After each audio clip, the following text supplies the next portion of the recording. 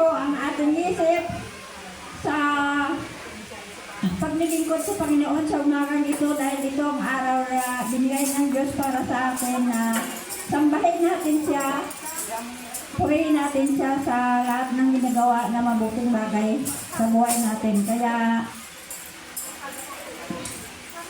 magsimula na tayo sa ating gawain at tinatawagan ko yung mga manguna sa ating gawain, sa ating worship song sa umagang ito. Hallelujah. Amen. Ayan, isa pong magandang umaga sa ating lahat. Isang mapagpalang umaga sa ating lahat. Hallelujah! Mahina. Hallelujah! Amen. Ayan, inanahan ko po lahat na tumayo at ihanda po natin ang ating mga sarili at ituon po natin ating sarili sa ating Panginoon. Awitan po natin siya itaas at pakilain sa umaga nito.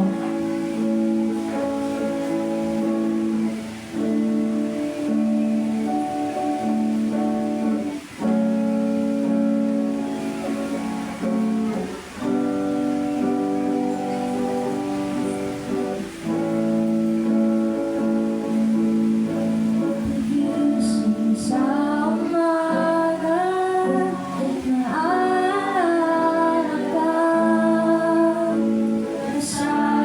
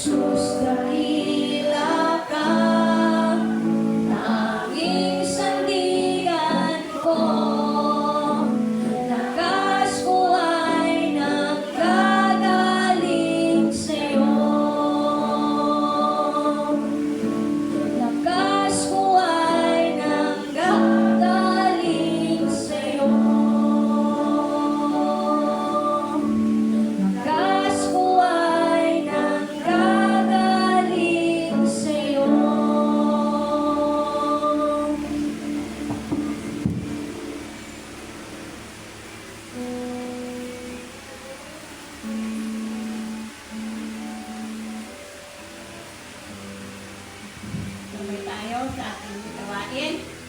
Manalangin tayo. Ama naming Diyos, makapangyarihan sa lahat. Salamat Panginoon sa patuloy ng pag-iingat sa bawat isa sa amin. Salamat Panginoon sa kalakasan at sa buhay. Lord, sa oras na ito, Ikaw ang aming kalakasan sa may pag-araw-araw na buhay. Panginoon, ang hinaharap namin dito sa mundo. Kaya sa oras na ito, Panginoon, pinupurihan ka namin, pinapasalamatan, dinadakila ka, Lord, sa aming pag-araw-araw na buhay. Sa oras na ito, Panginoon, humingi kami ng kapatawaran. Nawa, Panginoon, patawarin mo kami sa aming pagkukulang at pagkakasala sa iyo. Ikaw, Lord, ang Diyos na buhay, namin sinasamba sa Espiritu at katotohanan. Ikaw, Diyos, ang aming dakilang manggagamot, Panginoon. Kaya sa bawat isa sa amin, Panginoon, pagtubayan mo kami, pagalingin mo kami, Panginoon, sa aming karamdaman. Lord, Ikaw ang Diyos na patuloy na nag-iingat sa bawat isa sa amin. Sa oras nito, Panginoon, lumalapit kami.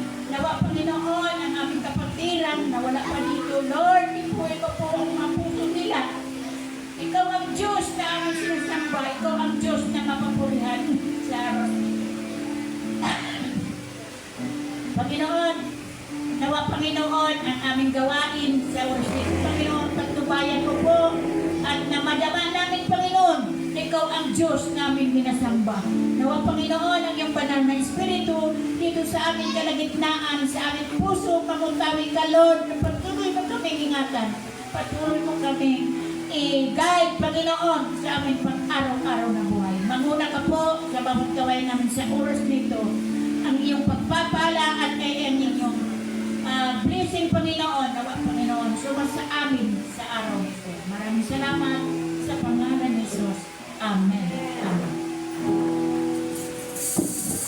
Amen. Hallelujah. Bigyan nga po natin ng malakas na palakpakan ang ating Panginoon. Hallelujah. Ayun, bago po lahat ay welcome po po si Tita Tina sa ating bahay-sambahan na ito. Welcome po sa simbahan ng Santa Fe. Thank you po sa pagbisita. Ayan. Tunay nga pong napakabuti sa atin ng Panginoon. Amen po ba? Sa kabila po ng pagkukulang at sometimes pagtalikod natin sa Panginoon ay patuloy at patuloy tayong hinihila pabalik ng Panginoon sa kanyang piling. Amen po ba? Amen. Ayan po. Ang lahat po ay nayayahan ko pong batiin ang isa't isa ng may ngiti sa kanilang mga labi at kagalakan sa kanilang mga puso. Hallelujah! Ang Diyos natin mabuti, ang Diyos natin dakila, ang Diyos natin tapat, di nagbabago. Ang Diyos natin mabuti, ang Diyos natin dakila, ang Diyos natin tapat, di nagbabago.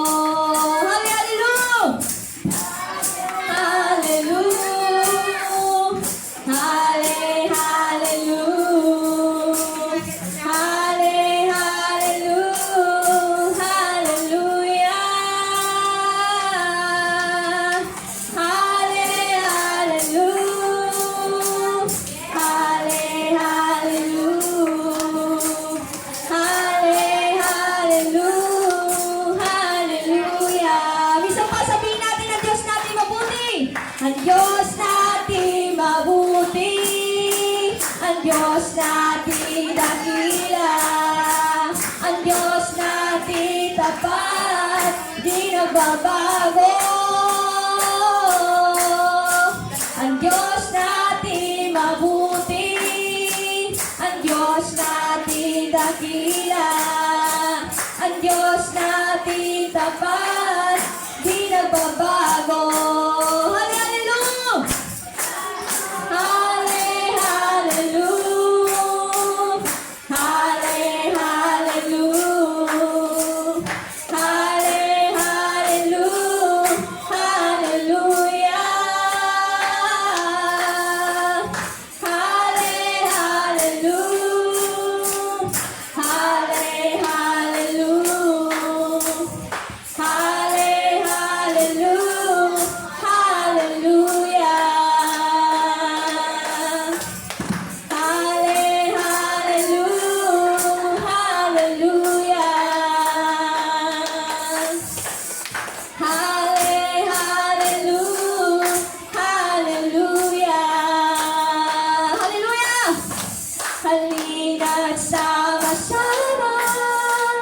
awitan natin siya.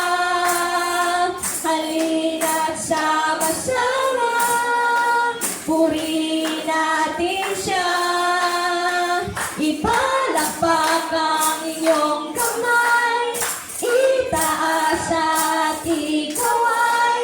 Lahat ay magsabing Diyos ay buhay. Hallelujah! Minsan pa, halina't sama-sama.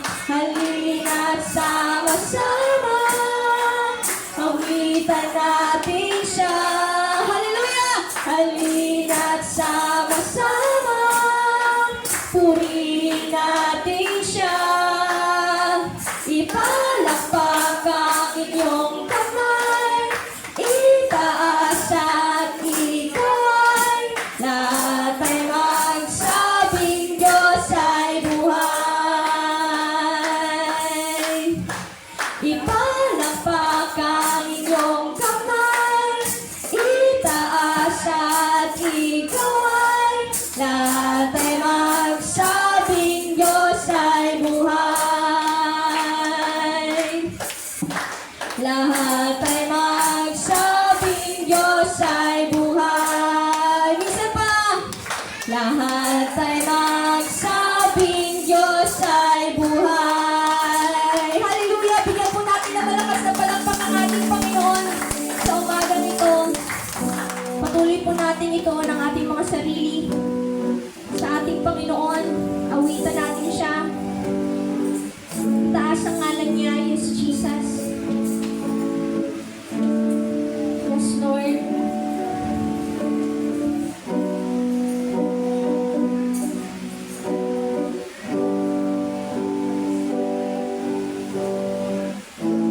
Yes, Jesus. Purihin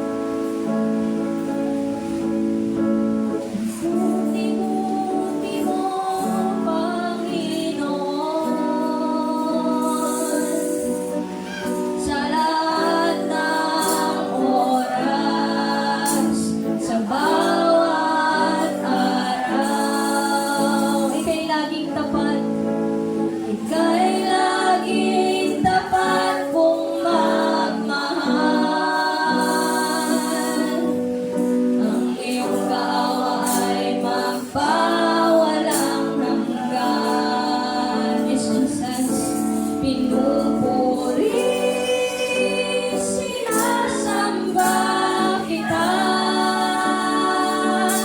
dakilang Diyos at Panginoon. Tunay ngang ika'y walang katulad, tunay ngang ika'y di nagbabago. Mabuti ang Diyos sa akin ay nagmamahal. Minsan pa sabihin natin kay buti-buti mo, Jesus. Yes, Lord, sa lahat ng oras, Panginoon. Yes, Jesus. Sa bawat araw, tunay nang ika'y laging tapat sa aming mga buhay, Panginoon. Yes, Lord. Ang iyong kaway magpawalang hanggan. Pinupuri, sinasamba kita, dakilang Diyos at Panginoon. Tunay ngang ika'y walang katulad, tunay ngang ika'y di nagbabago.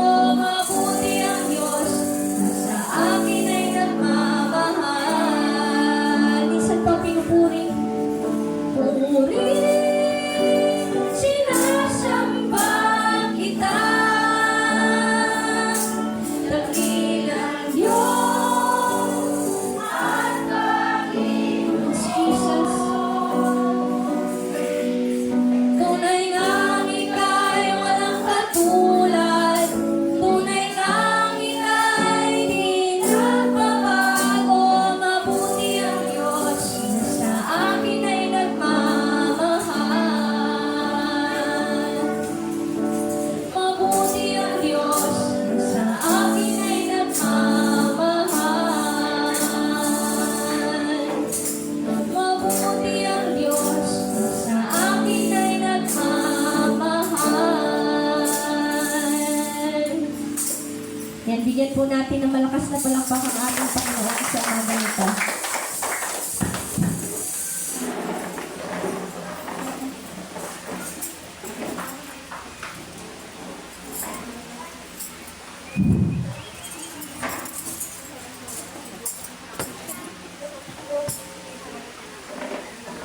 Na-bless ba kayo sa ulitin papuri na binigay natin sa Panginoon? Amen? Amen. Kung na-bless tayo ay ibigay naman natin sa atin, Panginoon, totoo. Kung ano ang ginawa ng Diyos sa buhay natin. Malaya na yayag dito sa kalagitnaan ang mga bagay na ginawa ng Diyos sa buhay natin. Kaya malaya na tumayo dito sa harapan ang bawat isa.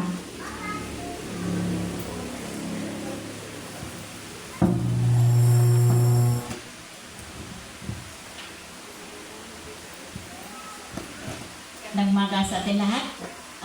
Pinapasalamatan ko ang Panginoon sa patuloy niyang pag-ingat sa akin. Kala ko nga, hindi ako ngayon hindi nga ako nagbalik sa Bulalakaw. Kaya sabi ko, masimba muna ako bago makauwi ulit. Ngayon, pinupuri ko ang Panginoon at pinapasalamatan dahil kahapon parang kaiba talaga ang pakiramdam ko. Kaya yung 2 araw, wala dito yung anak ko. May seminar sila Giramel. Ako nakasikaso ng kambing. Ngayon, kung makulupot, alam mo ng kambing, kung magbigla kanyang hilahin, siyempre, nagsakit ang likod ko. Dito, dito, parang nagtanong siya. Ngayon sabi ko, paano yan? Sabi ko gano'n. Kaya ang kagalingan talaga, basta tayo mananampalataya at idain natin sa Panginoon ay talagang tayo kanyang sasagutin. Pero may ginawa din tayo, di ba? Part natin yun eh. May karunungan binigay sa atin ng Diyos. Kaya ang ginawa ko ng isang paracetamol bago parang nagpamasad konti, bago may langis akong minaklas. Kaya asawa ng Diyos na nung kaninang mapapagkagising ay nawala. At saka yung kinakabahan ako, baka kakuha ko high blood. Ang ginawa ko, tinawag ko si Linda bago nagpa-BP ako. Ay, puri ng Panginoon dahil ang BP ko ay 100/80. Kaya praise Lord, sabi ko, kaya iba talaga ang pakiramdam ko. Sabi ko, iba na talaga pala magtanda talaga. No? Kaya nalaala ko na naman ng ating mga matatanda noon na talagang gadain niya naman kasi ayun, parang, sabi ko, parang ayaw ko nang abutin ng 90. Ay, ganito pala ang maramdaman. Hindi ka kasi mapakalirin sa loob ng bahay eh. Kung hihiga ka, kasakit ang katawan mo. Kung pagtatrabaho ka, ay sakit ang katawan mo. Kaya, natin, sa atin mismo ang pagkontrol sa atin, sa atin mismo, sa ating sarili, at ikaw mismo kasi ang makapag-ano sa sarili. Kaya, Lord, salamat sa kalakasan. At saka, salamat sa Panginoon. Kung hindi siguro ako naging Kristiyano, baka ako ngayon stress. Patalok ako, 20, binigay ko ng tampa, 5 dumating. Kaya ako rin nagpaninoon, sabi ko, sige lang, bakit sa amin ng balik-tan bukas. Kaya salamat sa Panginoon dahil binigyan ako ng puso pa na maunawaan, mo sila. Pero dapat sabi ko, nila, bukas na nagkakaway na. Kaya praise Lord sa umagang ito ng kagalakan at ang tagumpay sa buhay natin, nandyan ang Panginoon para sa atin. Maraming salamat.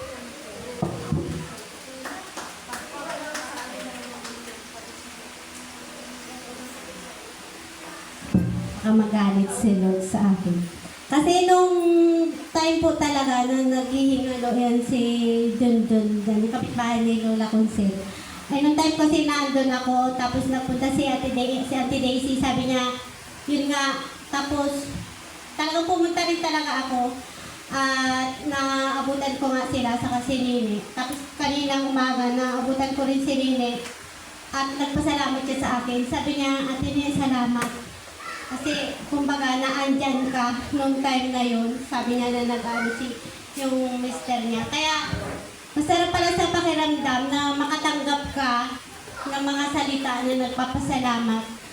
At sabi ko nga, salamat tayo sa Panginoon dahil may nangangaral pa ng salita ng Panginoon. Kaya tanggapin natin, kung may mangangaral, tanggapin lang natin ang tanggapin. Kasi, kawawa yung mga susunod na henerasyon na wala nang mga ngaral ng salita. Kaya yun ang payo ko sa kanya. Kaya salamat po ako sa Panginoon dahil kumbaga natuwa siya. Sabi ko, Lord, masarap pala sa pakiramdam na pag-sharean mo nagpapatatag ka ng kalooban ng isang tao. Hindi yung nagpapahina ka ng kalooban ng isang tao. Kaya kung ikaw pala ay Kristiyano, kailangan magpatatag ka, magpalakas ka ng buhay ng isang Kristiyano. Hindi ka magpapahina ng buhay ng Kristiyano. Kaya salamat po talaga ako sa Panginoon. Sa Diyos po ang papuri.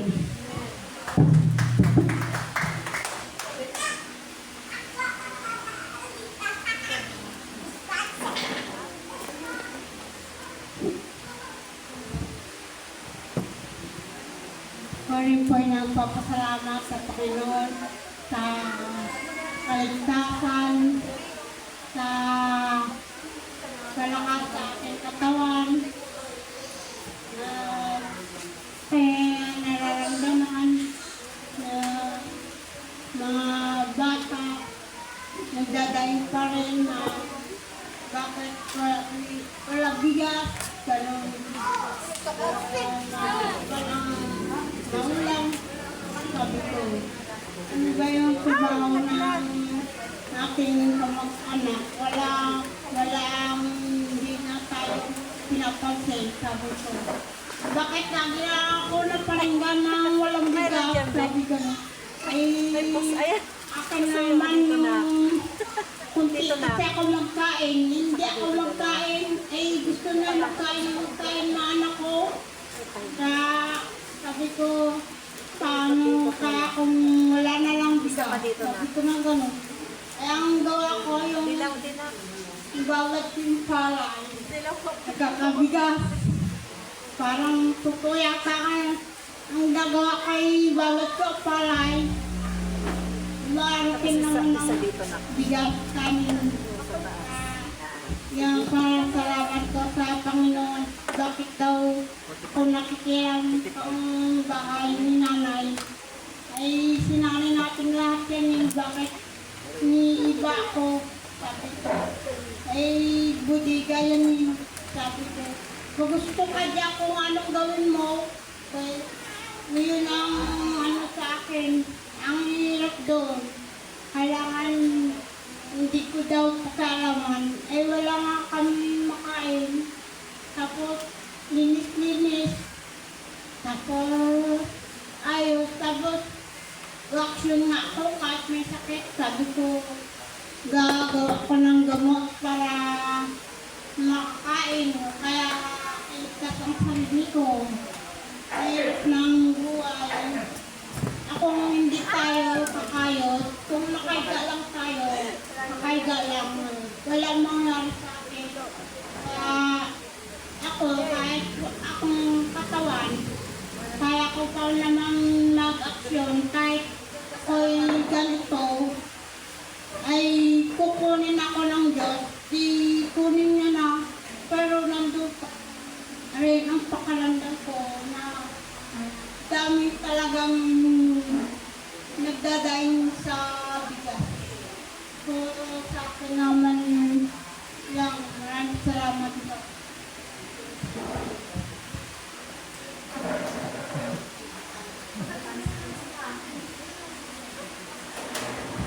Magandang umaga po sa lahat. Gusto ko lang din magpasalamat sa Diyos sa provision na binigay niya po sa kapatid ko na nasa Lake Rose. Siya din po ay dating tinago, pero na-convert po siya sa born again. Out of 286 na nagkuha ng exam, 36 ang nakapasa. Isa po siya sa mapalad na nakapasa at siya po ay isa ng principal ngayon.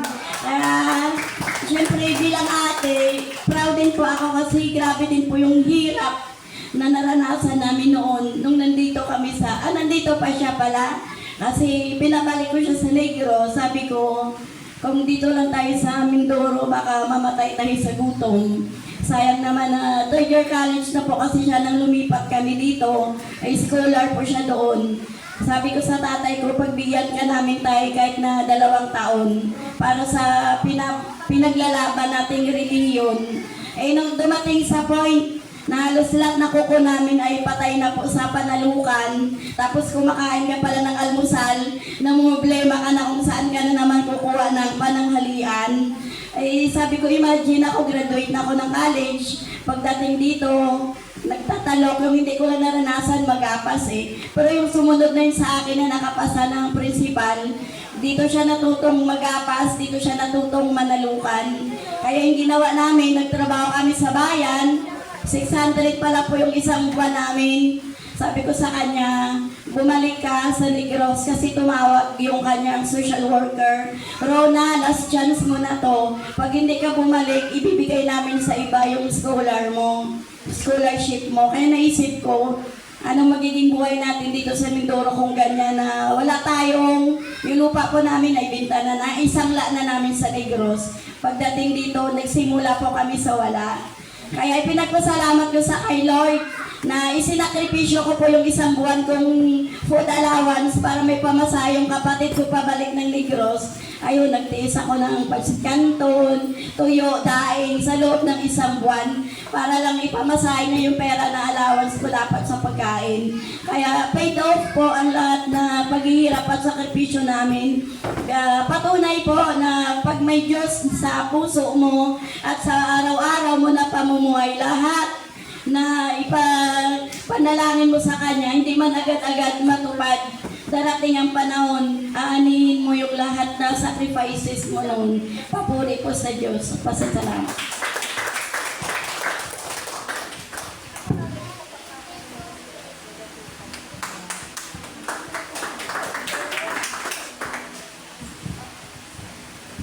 Lord, ako napapasalamat sa Diyos sa kabila ng madalang akong simba. Madalang akong simba sa araw-araw ng trabaho. Ako pasalamat sa pangaraw sa katawan ko. Hindi iniingatan niya ako araw-araw sa araw-araw ng trabaho. Kasi yung mga anak sa sablayan, kinuha ko, doon ko pinapasok. Nahirapan ako ngayon sa mga anak ko. Sabi ko sa mga binan ko, iuwi ko.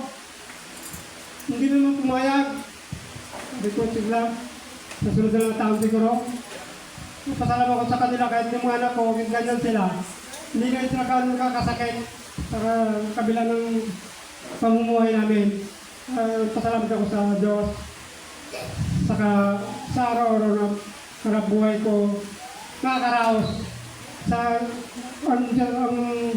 Kapag may ano ka para sa Diyos, nandun yung buhay. Nandiyan sa sayo, hindi ka pinapabayaan. Sa biyahe araw-araw. Araw biyahe. Gabi nga, biyahe ako sa Blayan. Madaling araw, balik na naman ako dito. Yan ang iniingat sa akin ng Diyos sa araw-araw biyahe. Pasalamat sa Kanya, hindi ako pinapabayaan. So, pangangailangan ko, makakaraos.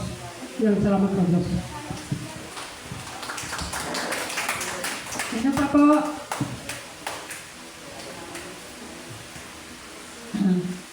Wala na? At kung wala na ay makinig tayo sa salita ng Panginoon at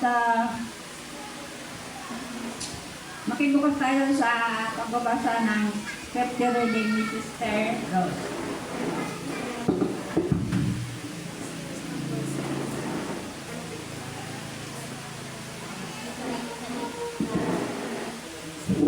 Okay po, pakibukas yung ating Bible sa Galatia 5 verse 19 to 22. 19. Hindi maikakaila ang mga gawa ng laman, pakikiapit, kahalayan at kalaswaan, pagsamba sa Diyos-Diyosan, pangkukulam, pagkapuot, pag-aaway-away, pagsiselos, pagkakagalit at kasakiman, pagkakakampi-kampi at pagkakabahag-bahagi, pagkakainggit, pagpatay, paglalasing, walang habas na pagsasaya, at iba pang katulad nito. Muli ko kayong binabalaan, ang gumagawa ng mga ito ay hindi magkakaroon ng bahagi sa kaharian ng Diyos. Papuri po sa Panginoon. Tinatawagan ko po yung ating guest ngayong linggo, Pastora Tina Barrios. Maligayang pagbabalik po, Pastora.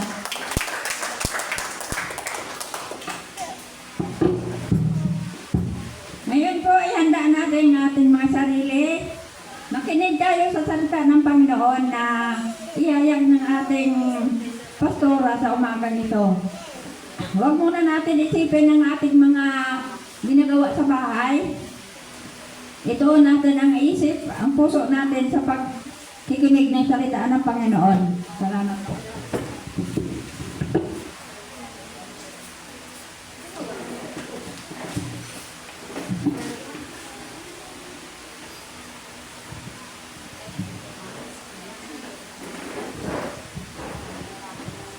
Amen. Hallelujah. Nauna ko hindi ako bisita. Yung ating, hindi ko alam kung apo ko na ito nagsabi na tita, pamangkin niya ito, tatawag eh. Sabi na ta.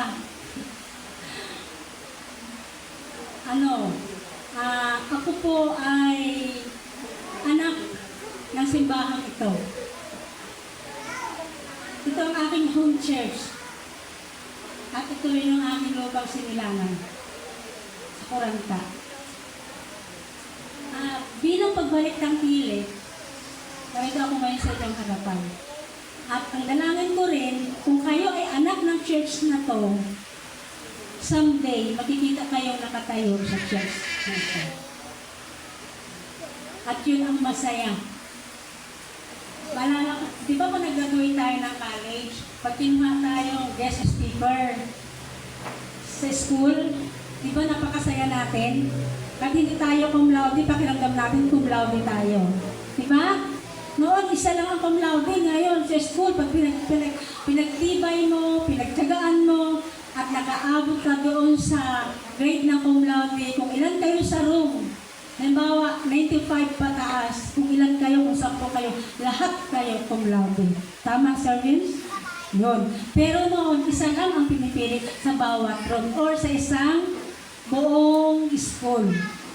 Kaya, mga anak, mga pamangkin, apo, ay pagtibayin niyo ang inyong pag-aaral, lalo na sa church, sa pinaglilingkuran natin ay ang Diyos na makapangyarihan sa lahat.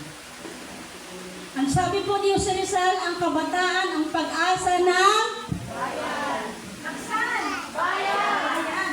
Dito naman po sa church, ang kabataan, ang pag-asa ng simbahan. Service, di mo nilaksan eh. Ulitin ko ha. Sabi ni Jose Rizal, ang kabataan, ang pag-asa na bayan. Ayan, dito naman sa atin ngayon, sariling ano ko po to, sariling invento ko. Ang kabataan, ang pag-asa na simbahan. Kami po ngayon mga senior na. Kaya sinabi ko kabataan kasi mas marami pa dito ang kabataan ngayon. Halos isa lang ang senior dito. Ay, isa, dalawa, sino pa baga ang senior dyan? Tututong senior na natong? Senior na 3, 4. Si Murita pala, malikod ni Nilos. Yun. Dito naman, ang senior dito ay isa, dalawa, 3. Ba, senior na talaga si Kelly. 4. Hindi magpalugi yung isa. Okay, 4. Balanse. So, mas marami ang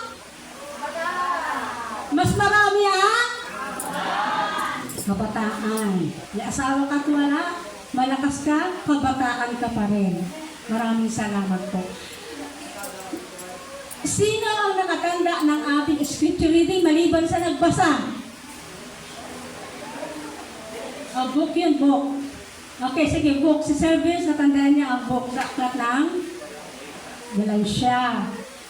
Ito pong aklat ni Galatia ay kung atin po itong pag-aralan, masakit ito sa ating damdamin. At hindi natin ito halos kayang ipamuhay. Pero dadalhin po natin kayo dadalhin ko po kayo sa salitang transformation. Sa Serbians, mausay sa English. Kaya alam niyo agad ang ibig sabihin ng transformation. Ibig sabihin, mula sa luma, papunta sa bago. Mga kabataan, pinag-aaralan natin ito lalo na sa English. Transformation. Pero magkatagalog lang po ako. Kasi hindi ako kasing galing yung service sa English. Kung titignan po natin ang aklat ni Galatia, napapanood tayo dito. At kung minsan, ito po ang ating kahinaan. Ako bilang tao, at nasabihin niyo kung manggagawa na kami, may kahinaan din po ako kasi nakatapak pa rin ako sa lupa. Kaya lang, tiles natin natapakan ko ngayon, hindi na lupa, hindi na semento. Makikita po natin dito yung ating kahinaan. Kung bakit, dapat yung simbahan nito punong-puno na hanggang labas eh. Totoo lang. Kasi kung titingnan ko itong church na ito, parang family church eh. Sino dito ang hindi kapamilya? Lang De Los Santos, Oliveros, sino pa yung Mariano, Alagar, Palyaria, Coraming. Family church. Mula umayas ako, ito na sila eh. Maliban na dito sa mga kabataan dahil nasa loob pa ng tiyan yan ng kanilang mga magulang noong panahon na yun. Isa lang dito nakikita ko na hindi dati kapamilya, yung asawa ni Vicky Galindo. Pero naging kapamilya natin sa Panginoon. Tama? Okay. Dito po tayo bumabagsak na kapag hindi natin nakita yung ating sarili. Una, sabi dito ang sakit eh. Sabi dito sa Galatians chapter 5 verse 19, hindi may kakaila ang gawa ng laman. Kung yan, yung laman natin, ito yun. Nakukubiran na siya ng balat. Kasi pag nakita ang laman natin talaga aktual, baka magtakbo tayo sa daan. Pag nasalubong natin, puro laman ang nakikita natin, katatakutan natin. Pero totoo yun, spiritually. na paningin. Matatakot ka talaga sa spiritual na paningin. Pero matatakot ka rin sa actual kasi wala namang normal na tao na naglalakad puro laman. Siyempre may balat at nakakangiti. Pero subukan mo masalubong yung puro laman na nakangiti. Ako, lalo pag sa dilim. Nakita mo yung pag laman kasi andun maagos-agos pa yung mga dugo-dugo. Nalala mo yung basta patay. Okay. Dito po sa verse 19, ilan agad ang sinabi dito na kahinaan ng ating laman? Ang paggawa, hindi nagkakaila ang paggawa ng laman, una, pakikiapid. Naku, buti na lang po dito, wala dito sa Santa Fe. Walang nakapamuhay o nakipamuhay sa pakikiapid. Maraming salamat sa Diyos. At ang mga asawa natin ay yan pa rin ang ating pinakasalan. Kahalayan at kalaswaan. Pansinin natin kahalayan at kalaswaan, pinagsama. At isipin mo yung kahalayan. Hindi lang po yung kahalayan na inaano natin, nire-rape ng lalaki yung babae, hindi lang po. Kundi ang matindi dito sa kalaswaan, yung nanunood tayo ng mga bold, lalo na sa kabataan. Isa ito sa uring ng kalaswaan. Iwasan po natin to. Ito ang pinapaalis sa atin ngayon ng ating gobyerno. At yung pagpapanood natin ng mga kung ano-anong mga games na nagdidikta sa atin na hindi mabuti, na sabi niya, sige, ituloy mo yan, ituloy mo yan. At pagdating mo sa school, manaksak ka, pumatay ka, magbigti ka. Hindi po yun, hindi po. Kahalayan, ito yung mga nang-rape. Ito yung mga walang ginawa sa buhay, kundi asawahin ang kanilang sarili. Kahalayan. Nakukuha niyo po yung sinasabi ko, asawahin ang kanyang sarili, na asawa niya ang kanyang sarili. Pinapasaya niya ang kanyang sarili. May asawa ka, asawa niya na gumawa, wag na ikaw. Ito po, ang napanood ko pa sa Facebook, kahalayan. Maniwala ka ba na magbubuntis ka ng isang aso? Hindi. Tayo kasi kalabit pa lang, ramdam na. Mag-ingat po tayo dyan. Iisip natin, hindi nangyayari ba ngayon? Hindi nangyayari ba ganun ngayon? Opo. May nagpakasal nga po na lalaki sa babaeng aso eh. Totoo yan. Yan na po yung mga nasa panahon natin ngayon. Na hindi sila makontento sa asawa nila, mas masaya sila sa hayop. Hindi po dapat yun. Okay. At kung minsan, o hindi lang minsan, ito ang kahinaan talaga ng laman ng tao. Pagsamba sa Diyos-Diyusan. Salamat sa Panginoon dahil ginawa niyo priority ang Lord sa araw na ito. Sana lang nakatuon talaga kayo sa Panginoon ang inyong isipan, hindi sa, ay wala kaming bigas, wala kaming, ay mag-aaral pa ako, may assignment pa ako, may date pa ako. Sana po 100% ang isip natin sa Panginoon. Kasi yun yung mga bagay na nagiging priority sa buhay natin, ang tawag po doon ay Diyos-Diyusan. Diba? Ay, maglalaba muna ako ngayon. Kasi wala akong suotin mamaya o bukas na Lunes. Kapatid, malawak pa ang buong araw ng linggo. Natuwa nga po ako sa isang bata doon sa Sitio Mabuhay. Nagpaalam sa akin, lingong-linggo. Ang sabi, Pastora, ang cute, no? Bata lang yung happy na tawag sa akin, Pastora, hindi po ako makasimba ngayon. Sabi ko, bakit? Nagawa pa ako ng assignment. Kasunod na lang ako magsimba. Ha? Samba ka muna kay Jesus para yung gagawin mong assignment 100%. Alam mo, natuwa ako. Pagdating ng time ng question worship, nandun siya.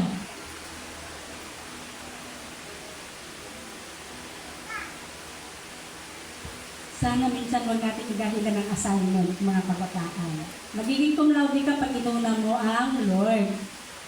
Sabi sa Sunday School kanina, ang imposible sa tao ay posible sa Diyos. Sayang, wala kayo. Ganda ng ganda ng pinag-aralan kanina. Pangunguna ni Lina, Mr. Lina.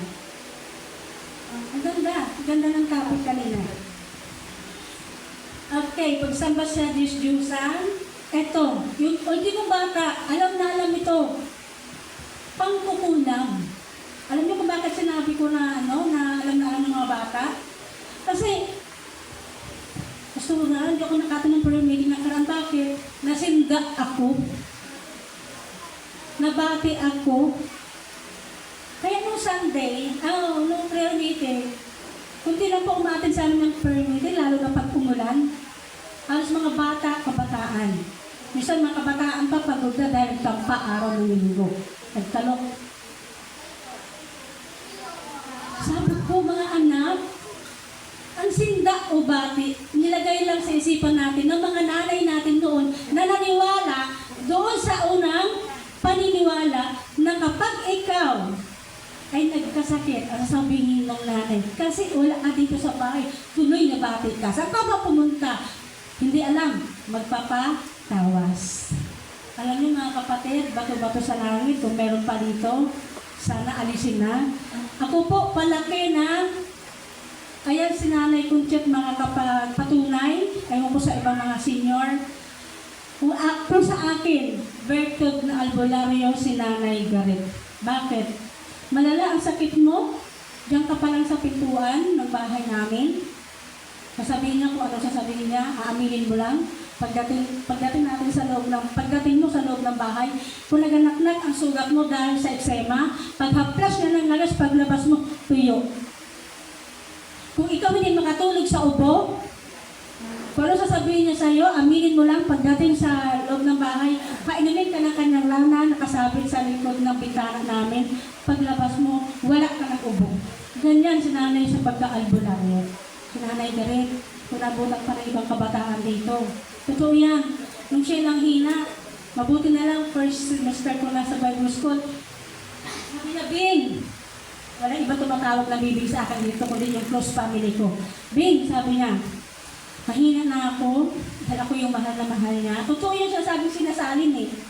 Doon kami sa bundok ng Isulman, ibigay ko na lang sa iyo yung aking kaalaman sa pagkaanulan. Siyempre, nanay ko yun, lula ko, nanay ni tatay, mahal na mahal ko.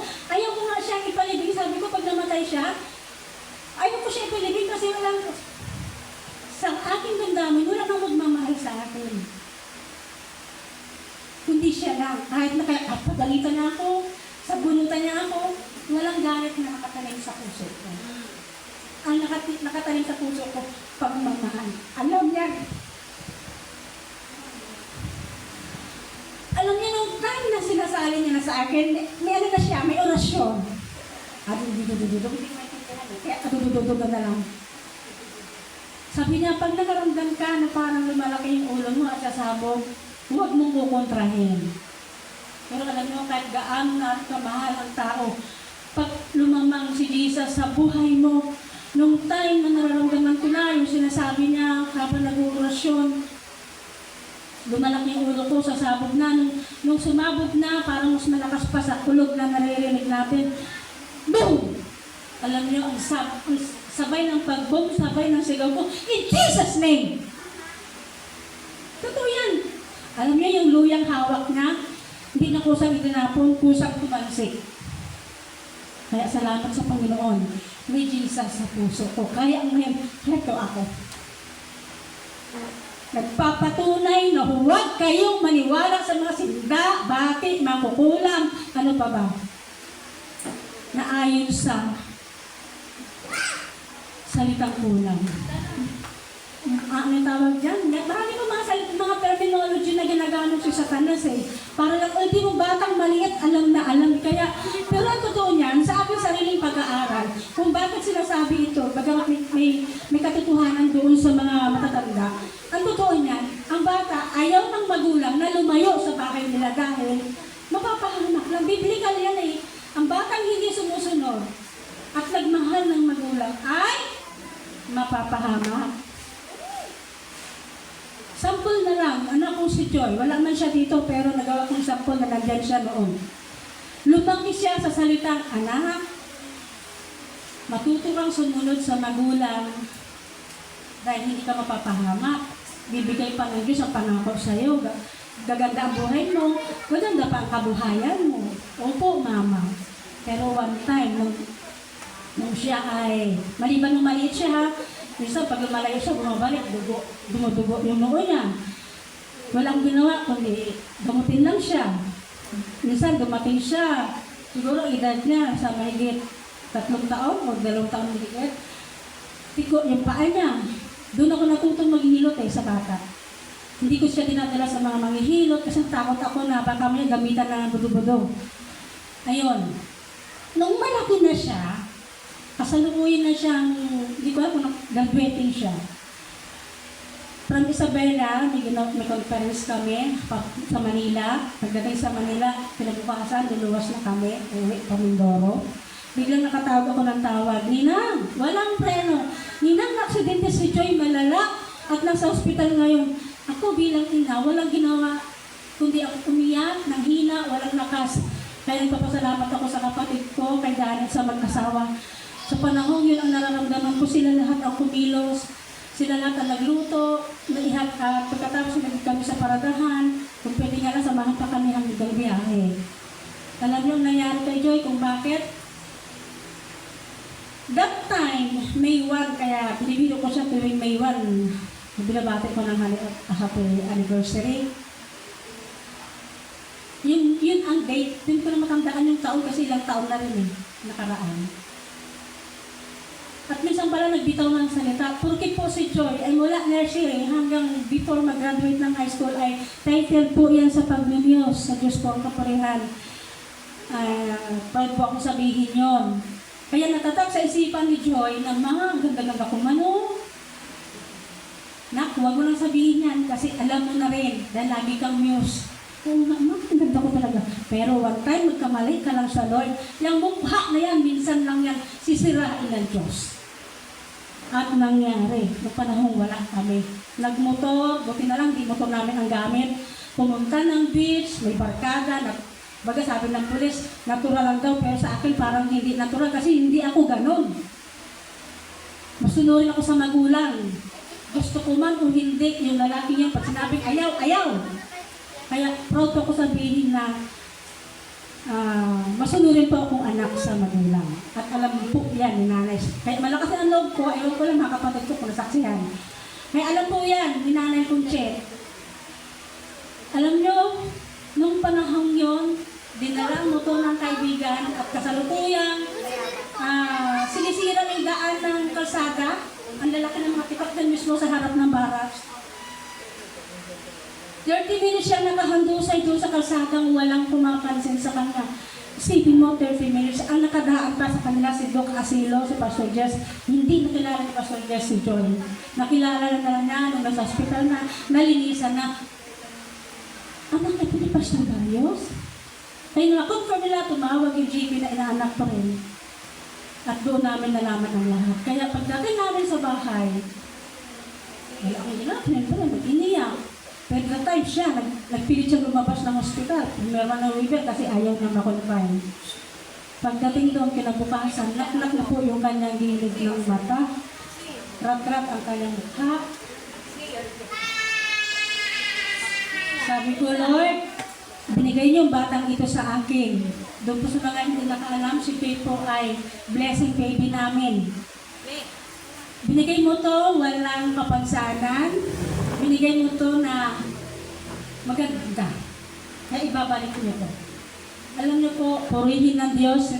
Bakit nga ba ako nagkukwento ng ganito ngayon? Dahil hindi marunong sumunod sa magulang, ano? Saan pa tayo? Ay!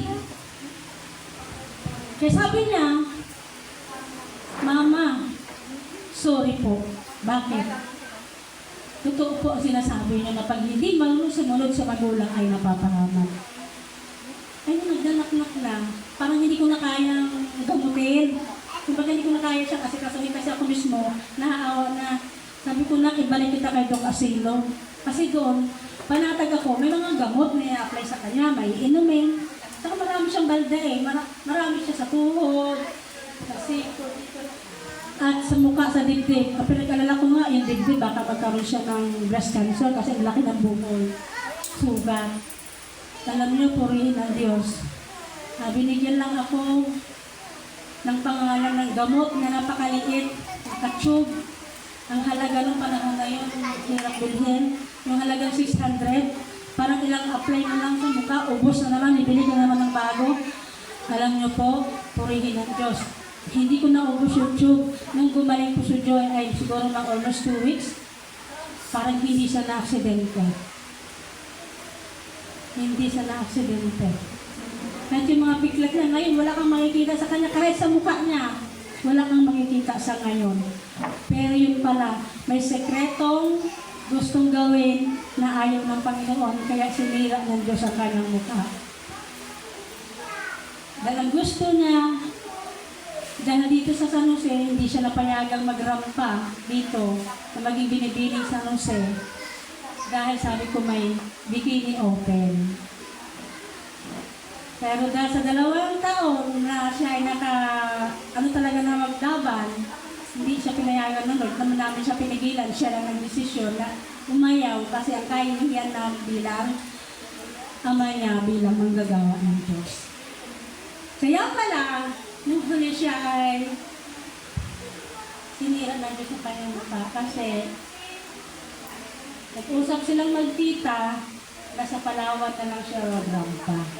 Hindi ko malalaman. Pero ang Diyos, nasabi nga, lihim mo man itinatago, ihayag ng Diyos ito sa liwanag. So, nandun tayo kanina sa pangkukulang, magpunta ako sa kwento ko kay Joy. Nakatulong ba yun sa inyo? Okay, pangkukulang. Basta lahat po ng gawa ng laman, ay wag po natin gawin. Lalo na sa panahon natin ngayong mga kabataan. Tingnan nyo.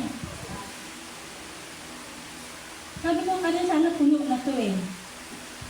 Pero si Satanas talaga hanggang sa ngayon, maging ang eskwelahan, ginagamit na ni Satanas, lahat ng lugar, para lang ihayag ang kanyang kapangyarihan. At isa pa po, meron po lumalaganap ngayon na religious group. Sana, pag nakarating ko sa inyo, yung puso nyo nakaugnay kay Jesus ang siyang mag-aayaw, hindi yung sariling isip nyo lang. Kasi pag sariling isip nyo lang, igagrab nyo to. Bakit ko sinabi? May nag-iikot ngayon, bumubuo ng grupo, barangay. Ayun po ang kanilang pangalan. Na ito ay parang nahalintulad sa plan. Meron siyang sariling booklet na nakalagay doon sa labas ng booklet ay si Virgin Mary. At meron kang sasauluhin at Panginoong Maria. Yung lahat. Pero hindi siya Katolik. Hindi siya Katolik. Na meron siyang halagang milyones na pinapangako sa bawat tao. Sige nga, ikaw, pag dumating sa iyo, milyon na yun. Sa hirap ng buhay ngayon. Yan po ang lumalaganap ngayon. Kaya matuto po tayong manindigan. Matuto tayong kumapit sa Panginoon. Dahil hindi niya tayo bibitawan. Okay. Pagkapuot, pag-aaway-away. Itong pagkapuot, yung sinabi ko kanina, nabanggit ko na to, na kung ano man ang sinasabi ng magpalaki sa atin, kahit sabi nga, yung iba pang hipag ni Nanay Kutset, kasi puro lalaki asawa ni Nanay Gareth, lumaba daw, butingan, may gunting, nagugupitan ko pa to, kung hindi ko pa ito nagugupitan, mahaba na yung buhok ko. Lumaba na daw po ang buhok ko, kung sa Bisaya, kakaganit ni Nanay, kakasabunot ba, na isang salita na hindi ko lang agad matupad, may sigaw pa, may action pa, na hindi mo kayang tanggapin kung Kristiyano ka na. Buti na lang, yung time ngayon, hindi pa ako Kristiyano. Inaitan niya pala sa akin pagmamahal sa kanya. Kasi yung time ngayon, wala pang nagsabi sa akin na may Diyos ang mundo. Pero takot ako sa magulang. Parang sila na yung pinaka-Diyos ko noon kasi takot ako sa kanila. Totoo yan. Pero hindi ko alam. Hindi pa ako nagbabasa ng Bible. Nandito na pala ang pangako ng Diyos na sino mang sumunod sa magulang ay hindi mapapahamak. Bagkus, hahaba ang buhay. Kaya may senior na po ako. Sabi ng mga kabataan sa amin, Pastora, ano kaya paglaki namin, kasama ka po ba namin, buhay ka pa ba? Sabi ko, Diyos lang nakakaalam.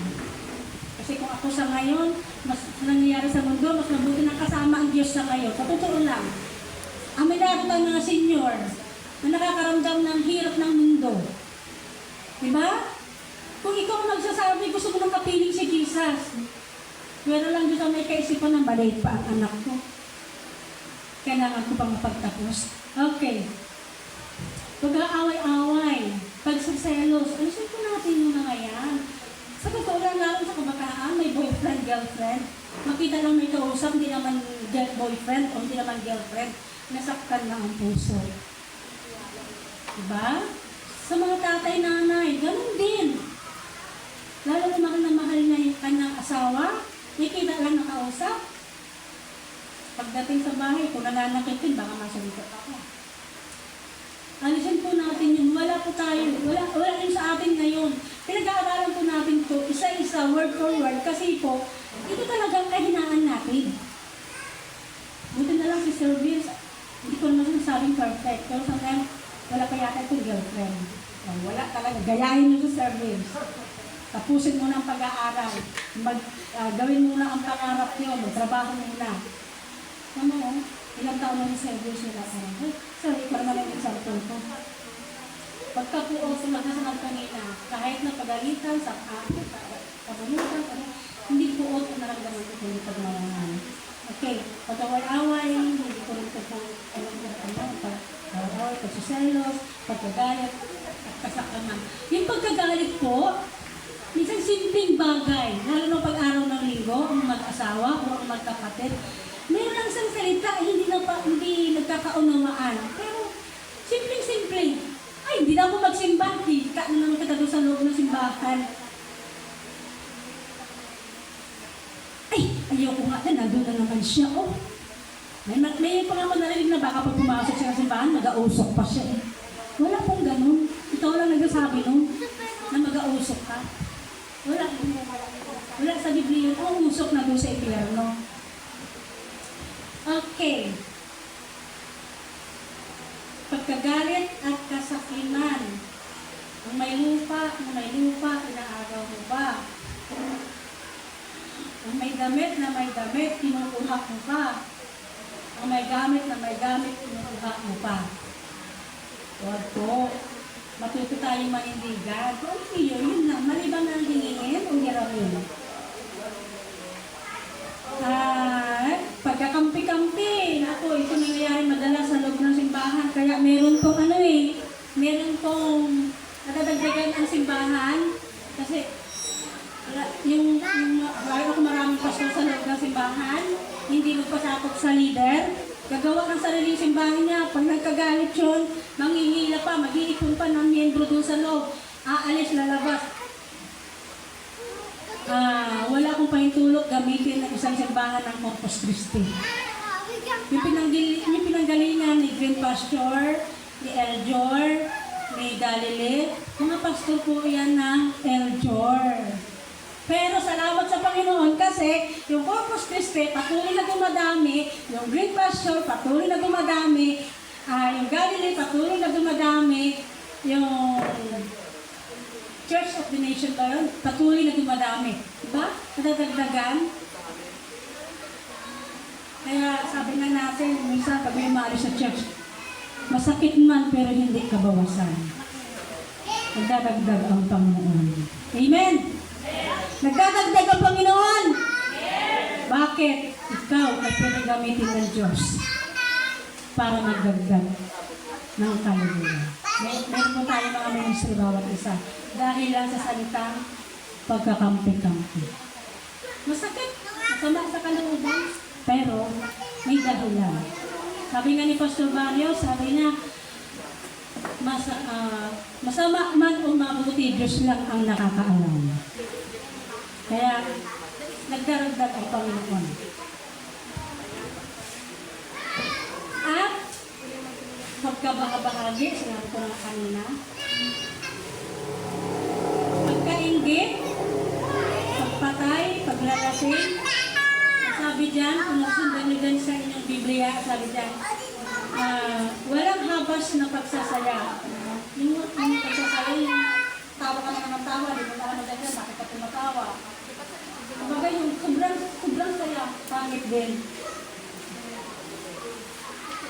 Ang lahat na nabanggit na kananaan ng laman o fitan ng laman, ito ay walang bahagi saan? Ito ay walang bahagi saan? Sa kaharian ng Diyos. Sa mga nagbabasa, nakasagot. Pero sa mga nakikinig, 40% lang na may iwan sa isip natin.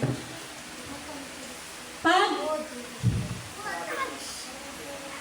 hindi ka nakinig, pag-uwi mo, wala lang. Sana, kabahay ka na lang. Diba? Baka sagutin pa ng robot player mo sa bahay. Nabanggit ko yung simpleng pita ng laman, yung paglalasing, mga kabataan, huwag yun ang pag-aralan. Yung pagsisigarilyo, huwag yun ang pag-aralan. Na magsigarilyo, dahil gusto nyo subukan, bakit sila naglalasing? Bakit sila uminom ng alak? Ano ba ang lasa ng alak? Ano ba ang lasa ng sigarilyo? Huwag yun ang subukan. Ngayon pa lang sinasabi ko na. Ngayon pa lang. Naalala ko po nung bago kami graduate ng high school, ako lang po yung kabataan na o estudyante na bahay school. Nung naging Christian ako, bahay simbahan school. Yun lang ang akin noon. Pero nung graduating na kami ng high school, sabi ng mga estudyante ng klase ko, mag-happy-happy naman tayo kasi pag maghihiwalay na tayo. So bilang kabataan, hindi ko rin kayo masisi. Dumadating talaga tayo doon sa pagtuklas. Sumama po ako. Kaso naging binyag namin dito sa ilalim ng tulay, yung mga bahayagan yung kay Barcelona. Pababa na gano'n doon, paikot doon sa kabilang gasolinahan. Isa dyan sa bahay na yan, bahay ng kaklase ko. Nung time ko na ako nang nakatutang na, hindi ko kaya kahit yung amoy ng chip. Lumabas ako doon sa ilog na yan yung tulay, ng kaburukan. Ano na yan yung di pagilid, di pa yung masyadong maraming bahay, kunti pa lang yan dyan. Tama lang na iangat ko na yung bahay, makita ko si Papa, lumalakad sa tulay. Sabi ko, ito ang tao palang gumagawa ng kasalanan kahit hindi mo alam ng katabi mo. Ang pakiramdam mo, alam ng katabi mo. Tama? Kahit hindi ka pinag-uusapan ng grupo na yan, ang nasa isip mo, ikaw ang pinag-uusapan kasi may ginawa kang mali. Kaya doon ko po naranasan na iangat ko pa lang yung baso, pero pigil na yung hininga kasi hindi ko kaya yung amoy na gin. Hindi pa nakakalapat sa bibig ko. Pag ganyan ko pa lang, nakita ko si Papa naglalakad sa may tulay. Tinapon ko ang gin. Kasi nasa isip ko, nakita na ako. Kaya pag dating ko naman ang bahay, sigurado na naman, may parusa na naman ako. Ganyan po ang buhay ko nung kabataan ko. Papanag kayo mga kabataan, naranasan yung magpa-awit, naranasan yung magturo ng Sunday school, naranasan yung kung sino naging counselor sa camp, naranasan yung naging estudyante ng DBBS, o naging teacher ng DBBS. Ako po, hindi ko yan naranasan. Ang naranasan ko, school bahay, timbahan yung naging Christian na ako. Ay, mapalad kayo, naranasan yung pagiging buhay, bata at kabataan. Nung bata ako, sa Bible school na ako nakahawak ng manika. Sa Bible school ako nakakakain ng apple. Ay, hindi nga.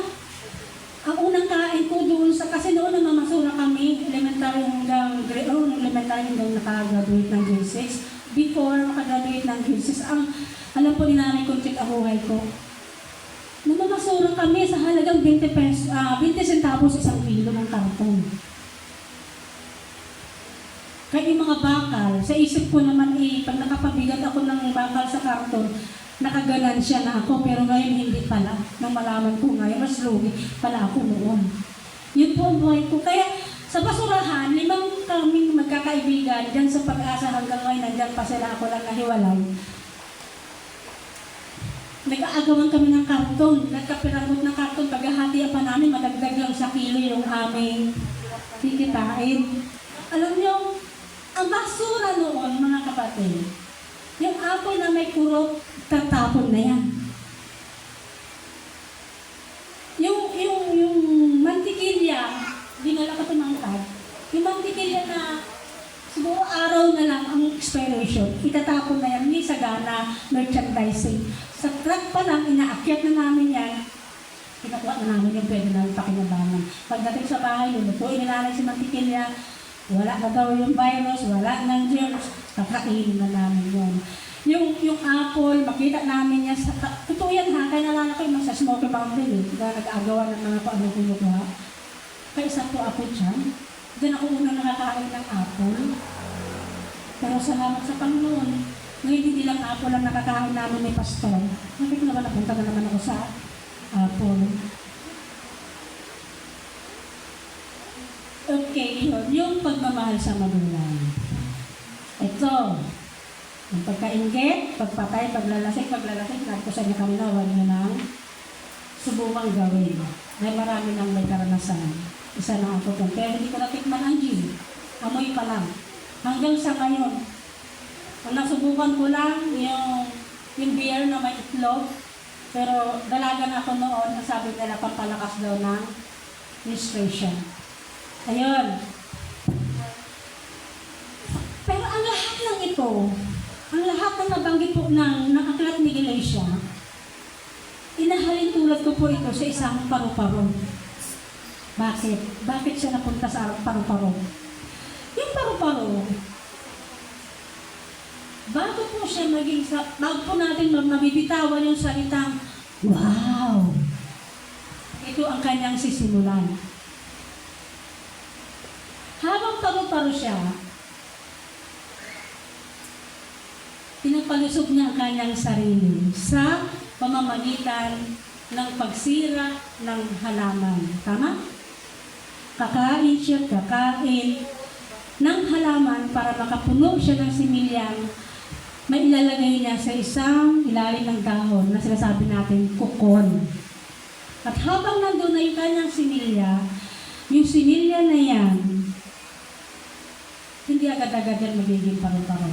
At doon ko po nahalin tulad ng ating sarili. Alam niyo kung bakit? Habang nandoon ang similya sa loob ng kukon, naniniwala ako na marami siyang pinagdadaanan, katulad ng mga nabanggit natin mga pita ng laman na kanyang nilalampasan. Nasusundan niyo po ako? Na habang nandoon ang similya o yung pagbubuntis ng isang babae, na habang nandoon yung baby sa loob ng tiyan, maraming pinagdadaanan ang baby nito na ang nanay ang nakakaranas. Ang kaibahan sa paru-paro, yung mismong similya ang nakakaranas doon sa loob ng kanyang kukon bago siya maging isang magandang paru-paro. Kaya minsan, pag nakakita ako, totoo lang, may picture ako ng isang magandang paru-paro at malaking paru-paro. Hindi ko dala yung cellphone na yun kasi sinira ng magnanakaw na pumasok doon sa bahay namin.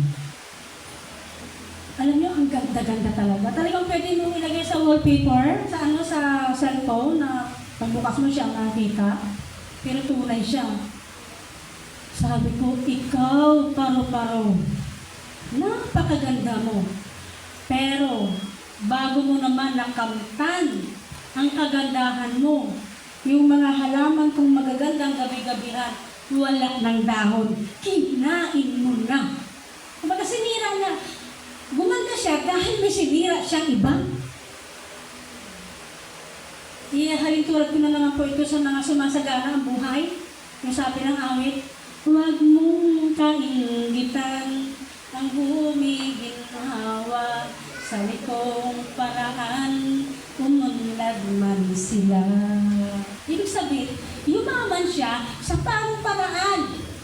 Katulad ng Iskaya, di ba? Namurakot. Si Marculita ngayon, tumanggap ng 75 million, tapos magagalit siya kung kakasuhan siya. Eh, bihira ng tao yun. Ha? Ganun po yung buhay ng isang, pero hindi lahat ng yumayaman ay sa ganun. Pero kaya nga may panala ang awit eh, na huwag mo silang kaingitan. Kung alam mo sa wedding, o saan sila nagsimula na nagtagumpay, huwag mo silang kalitan. Diyos na ang bahala sa kanila. Yun ang nilitulad ko sa paru-paro, nilitulad ko dito sa buhay natin, aktual. Okay. Kaya mga kapatid, dito po sa paru-paro na to, huwag natin hayaang maging mahina tayo para sirain ka ng paru-paro o ng pagsubok. Amen? Huwag mong hayaan na pag dumating ang pagsubok sa buhay natin, ay babagsak ka. Magtatagumpay si Satanas. Diba? Magtatagumpay si Satanas sa buhay natin kapag hinayaan natin na masira tayo. Dapat hindi. May Diyos tayo eh. Pwedeng lumaban. Yun. Kaya dapat, sabi ko nga kanina, transformation. Ito yung ating lumang pagkatao. Totoo lang, hindi naman tayo yan eh. Ayaw natin yung mga narinig natin mga bad words, di ba? Ayaw natin yan. Pero hindi natin naiiwasan minsan. Kaya, napupunta sa tao. Pero may gagawin ang tao. Dahil ang hayop, walang isip, ang tao ang may isip. Parang naalala ko yung sa lawikain ba to? Nang sabi, kung ano ang puno siya ang bunga, mga kapatid, hindi yan totoo. Sa puno, oo. Maliban na lang may bading na, bading yung tawag, yung isang puno, isang sanga, ilalagay sa ibang katawan. Pero hindi pa rin eh. Nananay pa rin yung tunay na puno. Meron akong kaklasan, tanim namin. Ang puno, walang isip. Ang tao, may isip. Halimbawa ko lang, hindi ako nakahingi ng permiso kay nanay, yung tatay ko. Alam ng lahat. Pero ang mga anak nangarap. Kaya tingnan niyo ang buhay ng mga anak ni tatay. Walang gumaya sa kanya na hanggang kamatayan nagtatago ng gin sa gilid ng bahay, sa puno ng saging. Kaya pag nakainom si tatay, mapalad si pastor. Bakit? May kiss.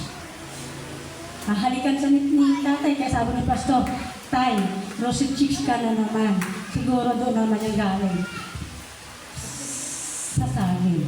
Kasi malamig-lamig yung saging, kaya hindi para siya nakarot. Ayun. Kaya hindi mo totoo kung ano yung bunga, kung ano yung puno siya bunga. Ito pa, isa. Kung ang masamang damo ay matagal, mamatay. Hindi po totoo. Kasi pangako ng Diyos sa Biblia, pag nagmahal at sumunod ka sa magulang, hahaba ang iyong si Nanay Conchit, patunay. Si Bernaclin, patunay. Si Temorita, patunay. Bakit? Nagmahal sila ng magulang. Nasaksihan ko po yan sa buhay nila. Na nagmahal sila ng magulang. Kaya yung mga batang hindi ko nila lahat, pero totoo naman, na hindi tumatagal ang buhay, may problema sa magulang. Hindi sila marunong sumunod. Sa akin na lang, masakit man. Sa dalawa kong alaga, o blessing baby, nauna si Christian, napakabata. Alam naman ng lahat, maliban dito sa mga kabataan. Nagbuhay siya ng sarili ng mundo. Kaya ngayon, may sarili na rin siyang mundo. Yun ang sinasabi ko, mga kabataan. Huwag mong alisin yung pagsunod, ang pagmamahal sa magulang. Pag binawalan ka ng anak, ng nanay mo, huwag kang magsama ang loob. Katulad ng sinasabi ng Hope chapter 5 verse 17. Hope chapter 5 verse 17. Kapag tayo dumaranas na ng ganitong problema to yung mga nabanggit natin, ito ang sabi ni Hope. Pag nangyari ng magulang, ito sabi niya, mapalad ang taong dinidisiplina ng Diyos na makapangyarihan ang pagtutuwid niya sa inyo'y huwag mong ipagdamdam. Kung baga tayo ay mga magulang, ayaw natin mapasama ang ating mga anak. Gusto natin silang mapabuti. Kaya ang mga magulang, hindi nyo ba alam? Nagsasakripisyo yan, meron lang kayo pang baon, meron lang kayong pang tuition, buhay namin. Kaya po namin dahil naging nanay na rin ako. Sinasakripisyo namin. Kakainin na lang ibibigay pa sa anak. Totoo yan. Kaya mga anak, pahalagahan niyo ang inyong mga magulang. Isa yan na makakalaya tayo sa kasalanan. Deuteronomy chapter 8, verse 5, sabi niya, itanim ninyo sa inyong isipan na kayo'y dinidisiplina ni Yahweh na inyong Diyos. O ng ating Diyos, siyempre kasama ko. Gaya ng pagdidisiplina ng Ama sa kanyang anak. Ibig sabihin, pasalamat tayo ngayon dahil sa pagkakilala, pagtanggap natin sa Panginoon, tayo'y pabilang na sa anak ng Diyos. Tayo'y pabilang na sa anak ng Diyos. Walang sumasagot. Doon po sa amin, pag may puntos, may amen talaga. Pag si pastor ang magsalita, palakpakan natin ng Diyos. Kasi, pwede natin i-adapt. O, sabi ko nga kanina kay pastor, pag sa ibang lugar tayo, kung anong narinig mong masama, itapon, kung ano yung mabuti, kunin. Pag tayo ng tagapakinig lang nakapakinig, hindi natin naiintindihan, wala may mangyayari sa atin. So, yun po. Yun ang sabi ng Deuteronomy 8 verse 5. Tayo'y anak ng Diyos. Kapag tayo'y itinutuwid. Sa 2 Samuel chapter 7 verse 14, ako'y kanyang magiging ama at siya aking magiging anak. Kung siya'y magkasala, paparusahan ko siya tulad ng pagpaparusa ng ama sa nagkakasalang anak.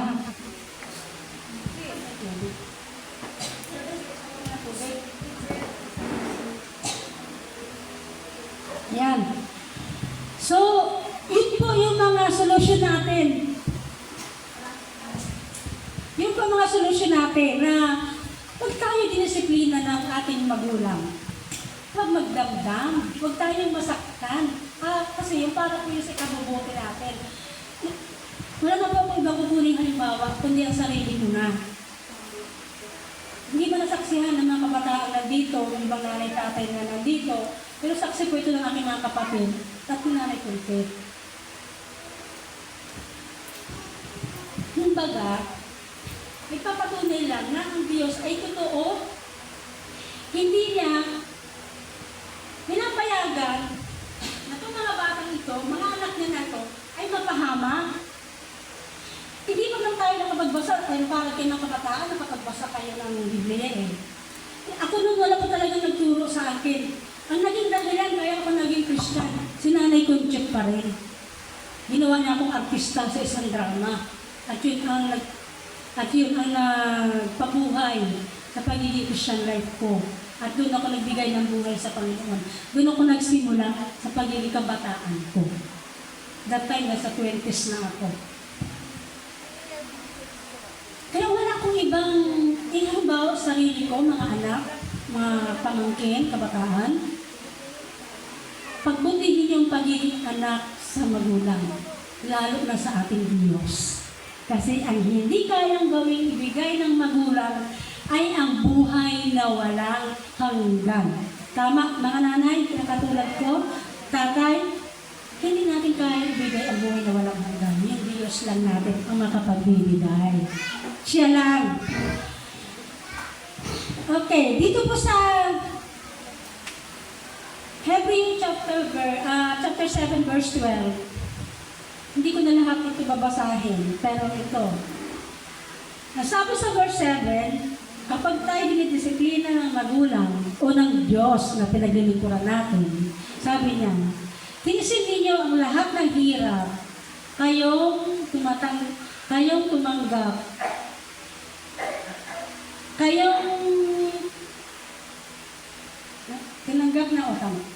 tinanggap ng Diyos bilang tunay niyang mga anak. Kaya kung tayo pinaparusahan ng Diyos o ng ating magulang, kasabi dito sa side ng Diyos, Tayo'y kanyang tunay na anak.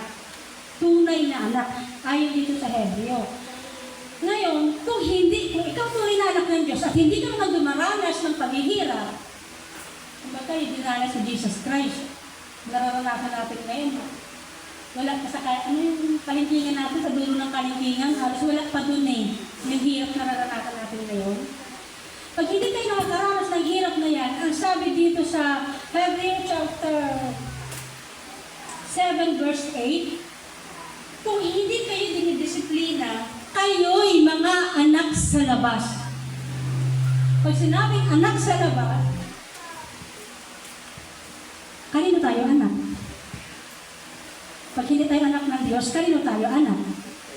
Sa Diablo, kay Satanas. Ano sinasabi ni John 8:42?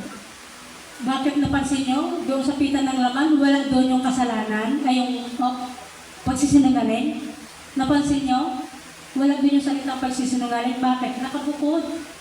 Kasi, sabi ng John 8:42, ang kasinungalingan, ang ama. Ang kasinungalingan, o pagsisinungaling, ang ama, ay si Satanas. Payag ba kayo doon? Payag ba tayo doon? Na kapag nagsinungaling tayo, bata, matanda, nanay, tatay, simpleng pagsisinungaling. Ang ama natin ay Diablo. Ang pinapakita ng Diyos dito, ang maging walang perfect sa mundo, walang perfect sa lupa, pero lumalakad tayo na may kabanalan para pag tayo umuwi na Jesus, ang tawag sa atin ay banal. Kaya kung hindi tayo banal sa pag-uwi kay Jesus, saan tayo? Siyempre, hindi tatanggapin ni Jesus doon yung hindi banal. Kaya tandaan natin si Jesus, laging may part. I am the way, the truth, and the life. Sabi niya, ako ang buhay. Ako ang daan ng buhay. And sa verse 9, ang dahilan kung bakit tayo dinidisiplina upang igalang natin ang mga magulang. Ayan. Hindi yung sasagot pa tayo. Pabalagbag pang sagot sa magulang. Habang tayo umaalis doon sa kasalanan na binanggit natin kanina dito sa chapter 5 verse 19 ng Galatia, inaalis naman tayo doon sa ng Hebreo doon sa bagay na kasalanan para tayo ay transform sa bagong pagkatao natin. Gawin natin yung pinapagawa ng verse 8 na kung tayo dinidisiplina ay mga anak. Kung tayo hindi nakaranas na disiplina, anak tayo sa labas, sa verse 9, upang igalang natin ang mga magulang. Ang verse 10, ito pa pala, sa verse 9, igalang natin ang mga magulang, pasakop, at makakapamuhay ng masaya. Ang kabataan o ang isang anak na nagpapasakop sa magulang ay makapapamuhay ng masaya katulad ni Sister Jenny na hanggang ngayon nagmamahal at tumutulong sa kanyang mga magulang. Totoo naman, inalis na ni Jenny sa sarili niya yung pag-aasawa dahil sa kanyang mga magulang. Diba? Ito, sa verse 10. Hello, Jenny, masaya ka nga ba? Narinig nyo, nanay, tatay, ha? Upang tayo maging, ito na sinasabi ko kanina, walang banal. Pero sa verse 10, ang sabi doon, upang tayo'y maging banal. Maging banal. Hindi sabihin na banal na tayo, dito parang sa lupa. Hindi. Banal tayo pag nasa langit na tayo. Sa verse 10, doon po natin mababasa, upang tayo'y maging banal na tulad ng Diyos. Take note. Pag-isipan natin yan. Lagi natin pag-isipan natin yan. Yun ay resulta ng pagdidisiplina kasi gumawa tayo ng kasalanan eh. Kung hindi tayo gumawa ng kasalanan, walang disiplina, hindi mababago ang buhay natin, tama? Hindi natin malalaman yung mali kung walang kasalanan. Ngayon, alam natin ang mali, ina-transform tayo ng Lord. Babaguhin ang buhay natin. Ayan. pag tayo binago ng Diyos, sa ating pagkatao, ano ang dapat nating ipamuhay bilang anak ng Diyos. At kung yung kasalanan ay madaling gawin, ito namang pagbabago natin napakahirap gawin. Sabi nga, madaling maging Kristiyano, pero mahirap ang magpaka-Kristiyano. Simpleng salita, pero ang hirap, ano? Pag sa exam, mukha na akong bagsak dito. Okay, ito na tayo sa new nature natin. Aalis natin yung old nature kasi na-disiplina na tayo. Isa Galatians chapter 5 verse 22. Subalit ang bunga ng Espiritu. Sabi ko nga, kung maaga-aga lang kami nasabihan ni Ma'am Judy o ni Pastora Judy, gumawa ako ng isang puno at lahat kayo, kung ilan ang bunga ng Espiritu dito, yun ang bubunutin nyo at yung mabubunot nyo, yun ang ipagpamuhay na ninyong pagdating sa bahay. Sana isasabit natin dito sa puno. Kada magsimba, makikita mo na halimbawa, ang napunta sa iyo ay sa number 1, pag-ibig. Naku, galing na. O, ako nagsabit nun, pag-ibig. Diba? Ganun sana gagawin ito. Pero, kayo na yung puno. Ako ngayon ang bubunot, isasabit sa inyo kung tatanggapin nyo, kung magpapasabit kayo. Okay. Galatians chapter 5 verse 22, sabi niya, ito ang bunga ng Espiritu. Hindi naman ito magiging bunga ng Satanas eh. Bakit? Ayaw niya yun eh. Sa Satanas ba may pag-ibig? Wala. So, number 1, pag-ibig. Pangalawa, sundan niyo ko niya sa Biblia niyo. Kagalakan. Gusto ba ni Satanas na maging masaya siya? Hindi, di ba? Gusto niya, biyak ka ng biyak. At lagi ka lang, aray ko, hanguin mo dito sa init. Aray ko, ayaw ko dito. Ganun ang gusto ni Satanas, nahihirapan tayo. Pangatlo, kapayapaan. May kapayapaan tayo sa Diyos. Hindi tayo bibigyan ng kaguluhan sa isip. Lagi tayong i-align yung online ng Lord. Pang-apat, pagtityaga. Ako minsan dito madalas nababagsak ang mga anak ng Diyos. Meron akong kilala, kahapon, no, sabi niya, ay naku, ako na yung magsasaka, ako pang pabibilhin ng punla. Ay, wag na lang. Sabi ko, ikaw na magsaka, sabi niya doon sa may-ari. Pagtityaga. Ay, isang kapatid naman dumating, Brad. Ano ka na doon, ganun siya ka na. Kasi kung anak mo bubunot, taliyaan mo naman ang kasi sabi nila, ano ba yung pinaka para ganun siya yung magsasaka.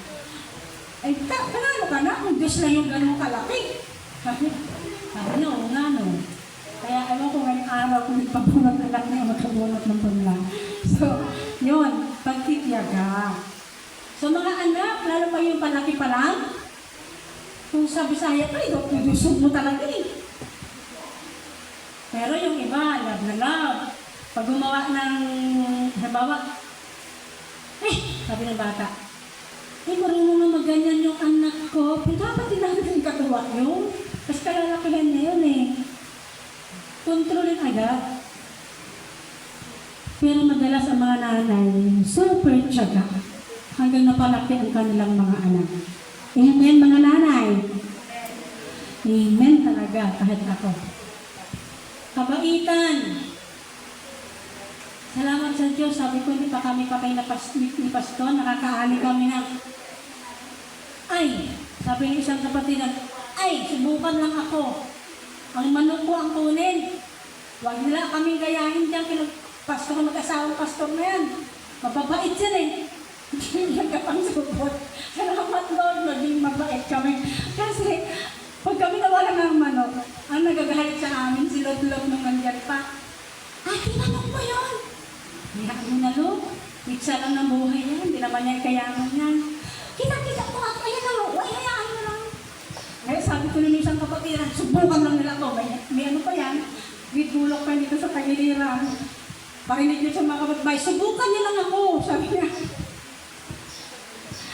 Maaktuhan ko lang kayo, nagakuha ng manok ko. Huwag niyo kaming gayahin dyan sa mag-asawang pastor na yan na mababait. Sabi ko, sa Diyos ko ang kapurihan. Nung nakausap ko, sabi ko, Brad, salamat. At ang patutuunan sa buhay namin na hindi kami nagsasalita. Mabait kami. Buti lang kumain na kami, wala pa kami sa kabaong. Ayan. Kabaitan, kabutihan. Palagi ko magkakasama itong kabaitan, kabutihan. Kung hindi ka kasi mabait, hindi ka gagawa ng mabuti, di ba? Pag hindi ka mabait, hindi ka gawa ng mabuti. Pero totoo, andyan na ito lahat ng pag-ibig. Katapakan. Wala ang pag-ibig, wala ang katapakan.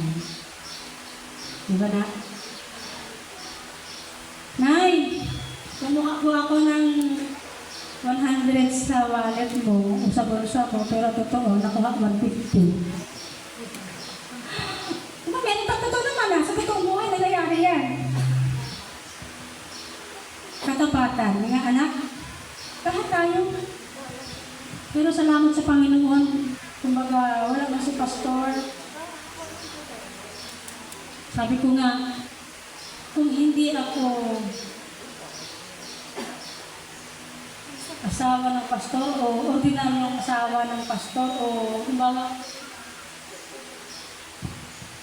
kasi base ako sa buhay ko, maraming magaganda, hinihiwalay yan ng asawa. Hinihiwalay yan ng asawa. Maraming magaganda, matatangos ang ilong. Nalala ko si Ropa Gutierrez. British ang kanyang naging asawa. Tinangaan ko sa araw ng kanyang kasal. Kasi yung kanyang stay, galing pa sa ibang bansa at mataas pa yata sa atin, halos ano pa. Halos hinangaan ko. Pero wala ko isang buwan naririnig ko sa media si Rupa mismo umiiyak binubugbog ng asawa. Sorry po, wala ka dito eh. Kaya sabi ko, kung ako ay hindi naging mabait, mabuti, tapat sa asawa, siguro ngayon, hindi ko alam kung kami pa ni Pastor. Yan ang susi. Ang sabi doon, may nagsabi sa akin, bakit hindi ka pumaiwan ni Pastor? Kumusta ba si Pastor? Nagkaroon po ba siya ng yung naghanga sa babae? O nanligaw sa babae? Karamihan Pastor na umulit sa babae, di ba? Salamat sa Diyos kasi ako bilang asawa, hindi ko naramdaman. Ayan mga kapatid, ayan ang kapatid ko, isa lang pala si Gemma. Hindi talaga siya yung, hindi ko naman sinabi na ano siya, yung perfect na. Hindi siya humanga sa babae. Ang hinangaan niya kaya sinasabi, humahanga yan sa ilong ko.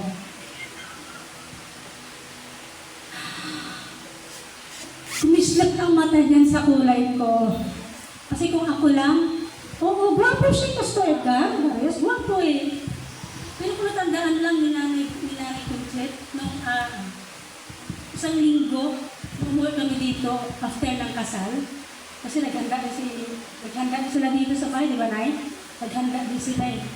Pero nasabi ko kay Nanay Kunchet, Nay, parang hindi ko magkakaya ibigay ang sarili ko kay Pastor. Doon po namin sila nagalit sa akin. Nagalit? Bakit pinakasalan mo pa?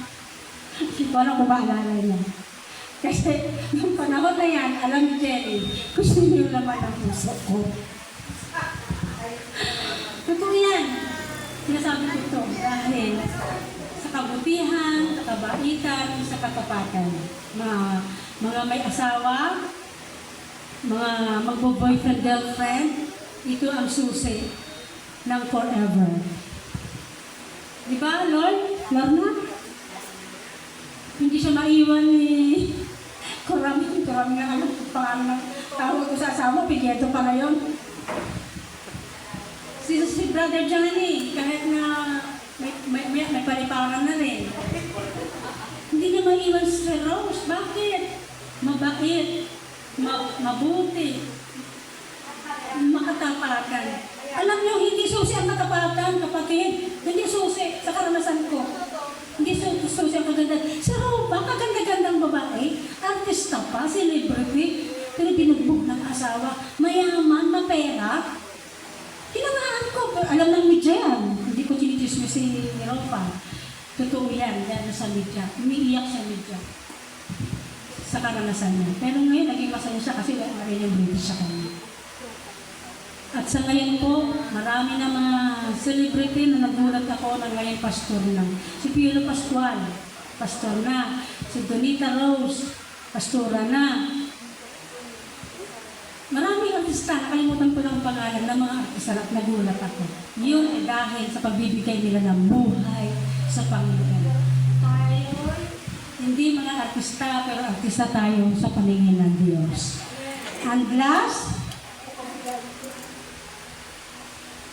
sa verse 26, huwag tayong maging panalo, huwag nating galitin ang isa't isa at huwag na tayong mainggit sa isa't isa. Tama ba yung sinasabi ng Bible? Na huwag na tayong mainggit sa isa't isa, huwag na tayong maging palaaway. At last, tayo, mga nanay, tatay, unang-una, iniwan ko yung salamin ko eh. Hindi ito. Tayo ang salamin. Service lang sa taas lang. Walang light blue. Yan lang. Tayo ang salamin sa ating tahanan. Maliit lang siya na hindi na makita. Tayo ang salamin sa loob ng tahanan. Nanay, tatay ng ating mga anak. Kung titingnan mo ang salamin, sino ang makikita mo? Jenny, kung nagtingin ka sa salamin, sino makikita mo? Siyempre, mukha mo, magulat ka. Pag ibang mukha, nakita mo sa salamin, baka magtakbo ka. Lalo kung sa banyo, may lalaki ang salamin. Pag tumingin ka doon, may iba kang katabi, na ikaw lang naman pala mag-isa, ay pag hindi ka sumigaw. Pero pag ikaw sa tahanan mo ay nananaming ka, sino ang makikita mo sa salamin? Service, pag may salamin ka, sino makikita mo? Sarili. Ang dalangin ko po sa bawat isa sa atin, hindi lang dito sa church ng Santa Fe, maging sa anumang church, sana sa loob ng tahanan, ang makikita ng anak ay ang mukha ng kanyang nanay. Ano yun? Ito yung mga sinasabi ng Galatians chapter 5 verse 22. May pag-ibig, may katapatan, may kabutihan, kabaitan, yun ang inaasahan sa atin. Hindi yung may bahay po, sabi ng isang kapatiran, may bahay kaming napuntahan na mula sa lolo, sa lula, sa nanay, tatay, sa mga apo, parang hindi sila masaya pag walang mura. Kaya, sasakit ang tainga mo pag napunta ka sa bahay na yun. Totoo yun. Kumbaga, may utos lang, may mura pa, nakarugto. Sa kanila parang normal na lang. Pero masakit. Huwag natin gawin to sa loob ng tahanan natin. Bagkos, tayo maging salamin ng ating mga anak.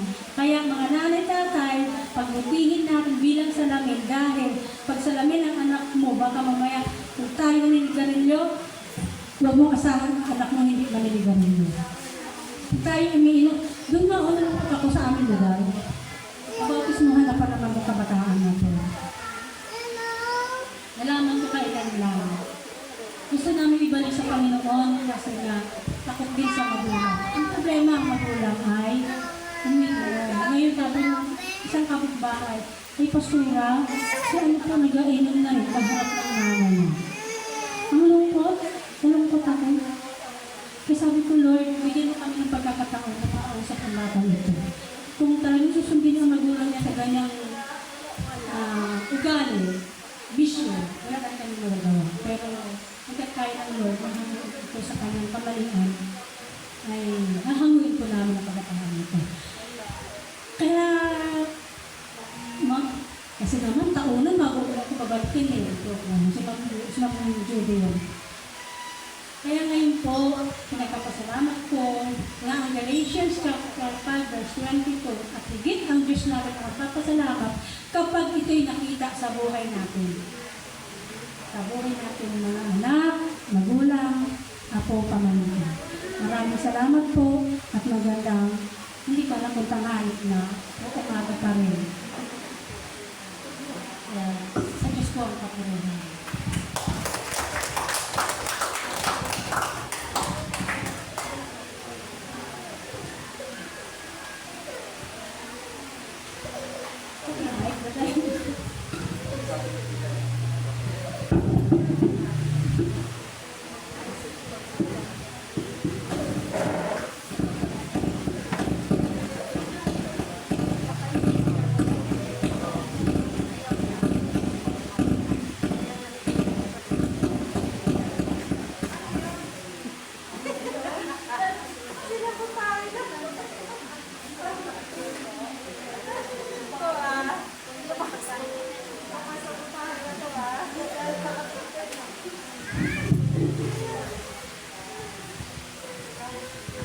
Na-bless ba kayo sa mensahe ng pastor natin?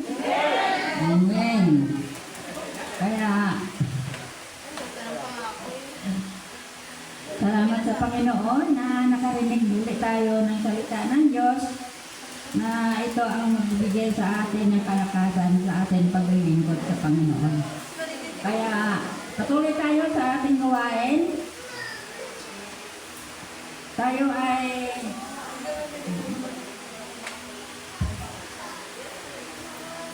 magbibigay. Tayo ay magbibigay.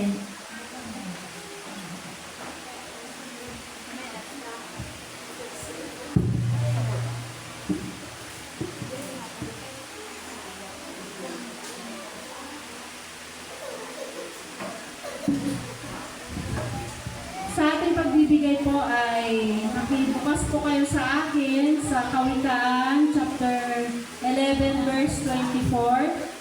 Sa mga may Bible po ay sundan niyo po ako. Ang sabi po dito, ang taong mapagbigay ay lalong yumayaman, ngunit naghihirap ang tikom ng mga kamay. 25, ang taong matulungin sa sagana pamumuhay at ang marunong tumulong ay tiyak na tutulungan.